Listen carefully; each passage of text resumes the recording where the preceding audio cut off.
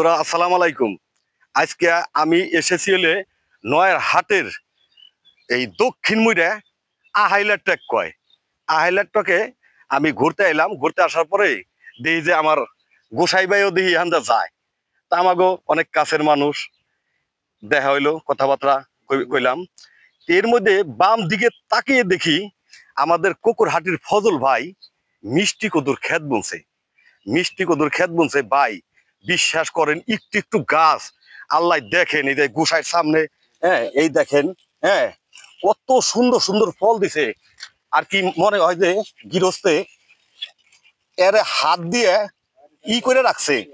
হ্যাঁ, এমন কোন জায়গা নাই যে আল্লাহ ওনার এত জিনিস দিছে। দেখেন এর একটা বিশাল বাবা রে বাবা, অনেক বড় বড় মিষ্টি কদু বন্ধুরা। হ্যাঁ, লাগে জানি ক্ষেত বইরে বিছাই থুইছে, অথচ একটু একটু গাছ। হ্যাঁ, আল্লাহ অনেক কিছুই মানুষে দিয়ে থাকে। হ্যাঁ, মানুষ যত এগুলা দেখেন সব কিন্তু মানুষের খাদ্য বন্ধুরা।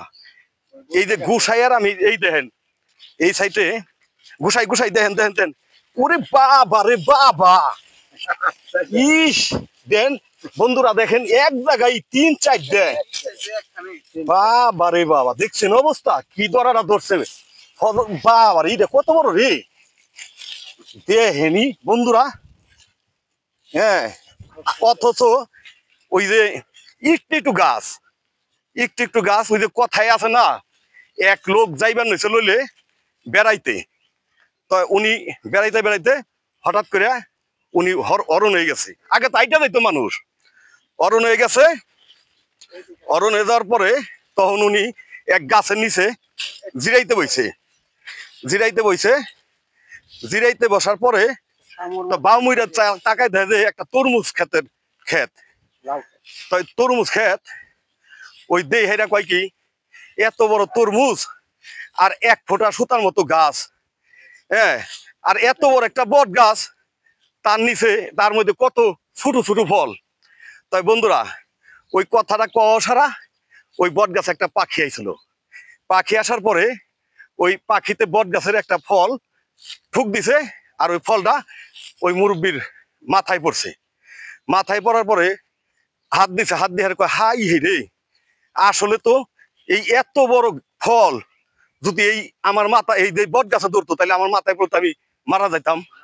তাই বন্ধুরা, আসলে মুরব্বীর কাছে শুনছি তো, ওই কিছু ভাইসা ওটা দেখেন, আসলে কথাটা বলছিল শুধু দেন একটু একটু গাছ, অথচ তার মধ্যে আল্লাহ কত বড় বড় মিষ্টি কুমড়া দিছে আর কত ধরছে দেখছেন বন্ধুরা। এই দেখেন বাবা রে বাবা। গোসাই, আসলে আল্লাহ যারে দেয় তারে মন ভইরেই দেয়, দিছে। হ্যাঁ, ফজল ভাই অল্প একটু জায়গা বলছে, অথচ লাগে জানি কদু বিছে রাখছে। ঘাসের জন্য তো দেখা যাইতেছে না। আসলে কিন্তু দেন এই যে কদু, এই যে কদু, এই যে কদু, এই যে কদুই আর কদু। আজকে আবার 30টা ছিঁড়াও নিছে।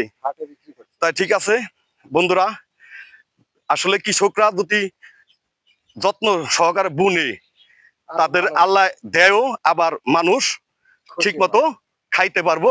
আসসালামু আলাইকুম।